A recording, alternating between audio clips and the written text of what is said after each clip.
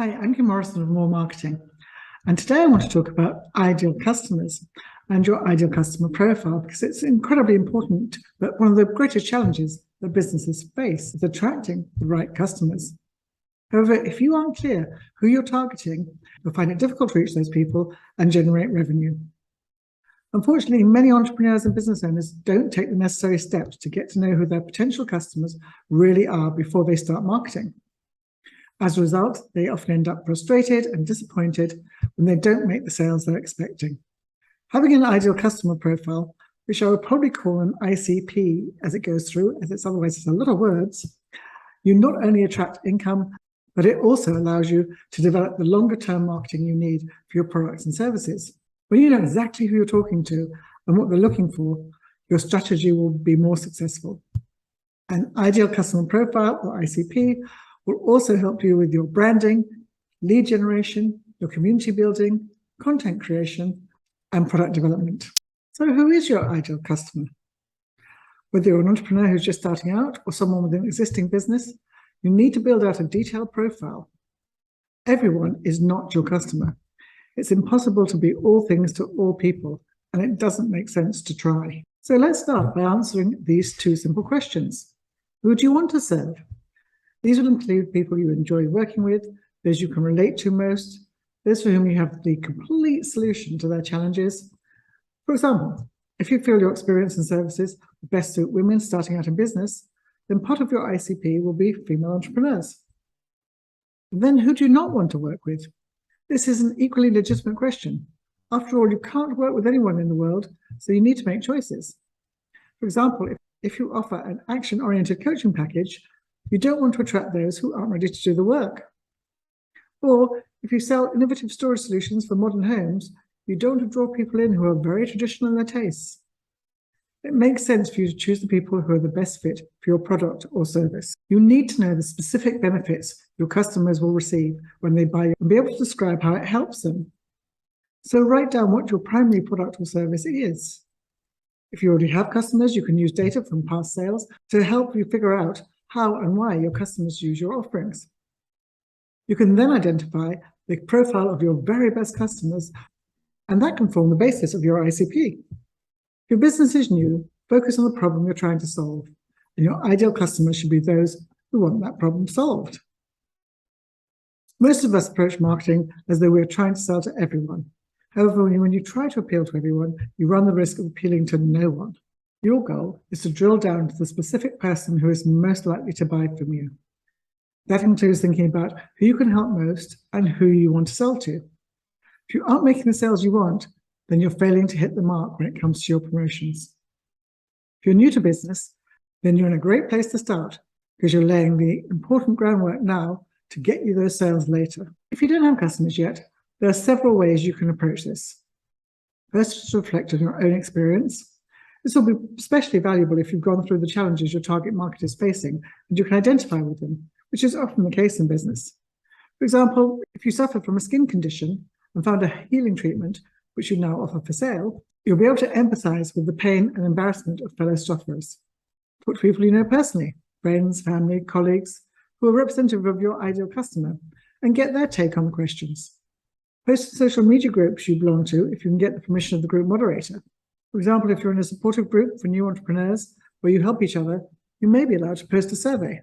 There are 3 areas you need to investigate to start building your picture of your ICP: demographics, psychographics, and behavioral characteristics. And I'll go through all of these. Demographics are hard data, and it's the easiest to collect. It includes things like age, geographic location, income level, education, languages spoken, ethnicity. You do need to be careful asking some of these questions in today's politically correct environment. Each aspect is important depending on your business. It will dictate your marketing methods to a certain extent.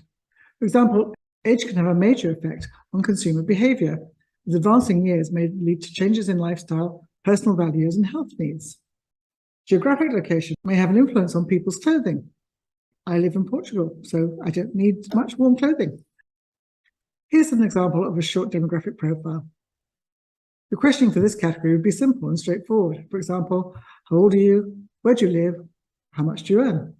Demographics give you hard data, but they don't convey the motivators, interests, attitudes, and personality of your customer. These are the facts you'll discover through psychographics, which will show you what your ACP values and will give you a clue how to market to them.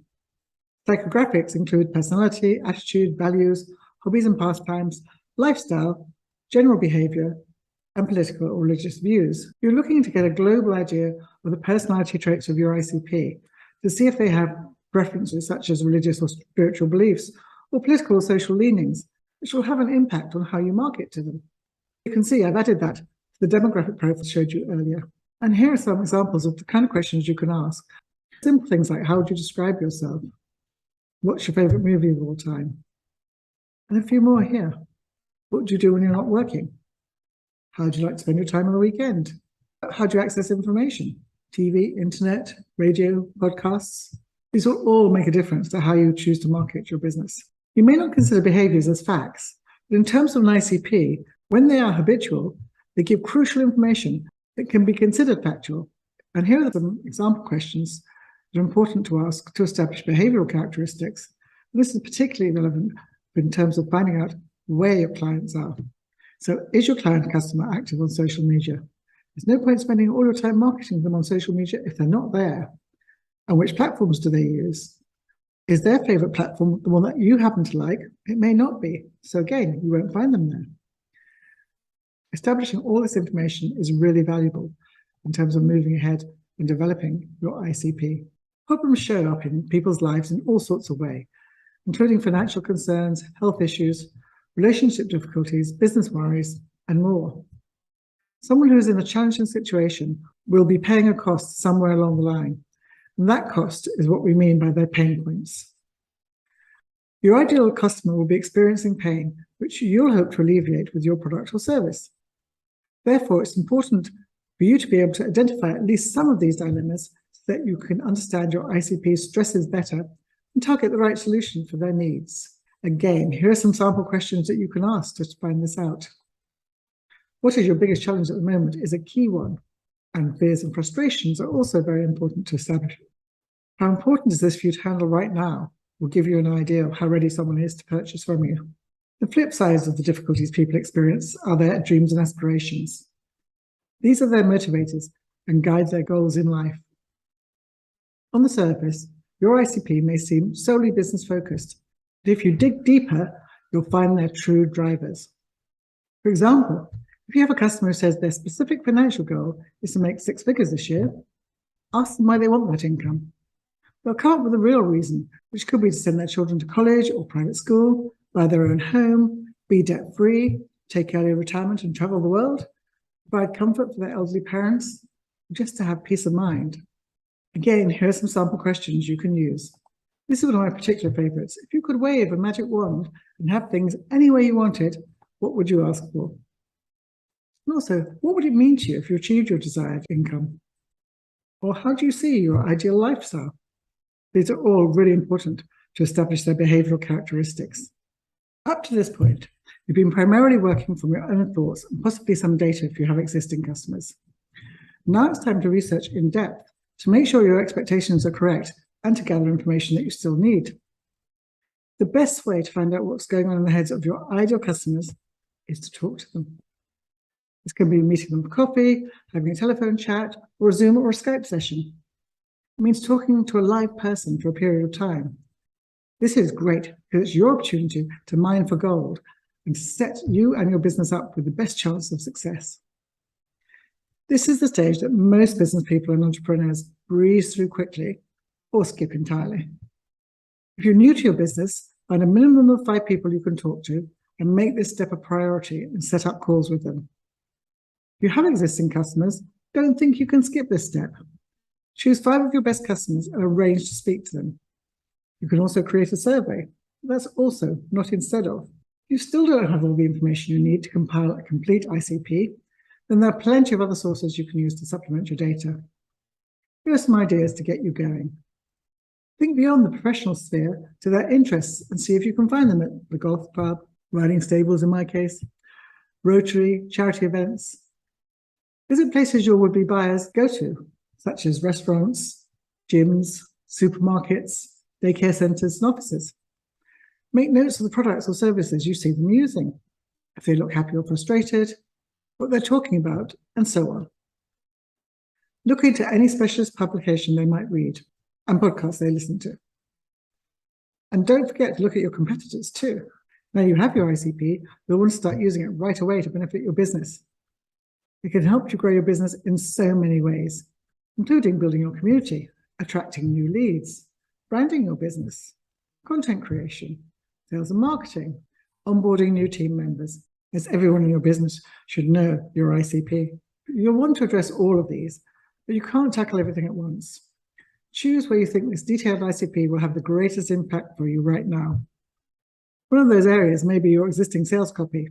Now that you know exactly the person you're speaking to, you can rewrite the text on your landing and sales pages to their language, the kind of language they talk to you in, and see what results you get. Address all the pain points you identified and show potential customers that you have the solution that they're looking for.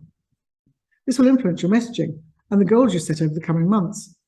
For example, if you found when identifying buying behaviours that your ideal customer relies heavily on social proof when making a buying decision, then your marketing strategy should include gathering more testimonials, case studies, and endorsements. When you start looking at marketing, you need to identify buying behaviours, processes, and preferences, and choose which marketing tactics will work best on your ICP.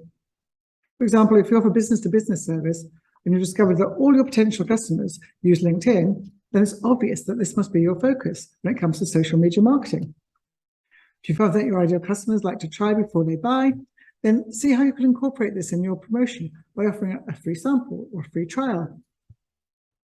Your ideal client profile will guide you to the marketing tactics you should be using.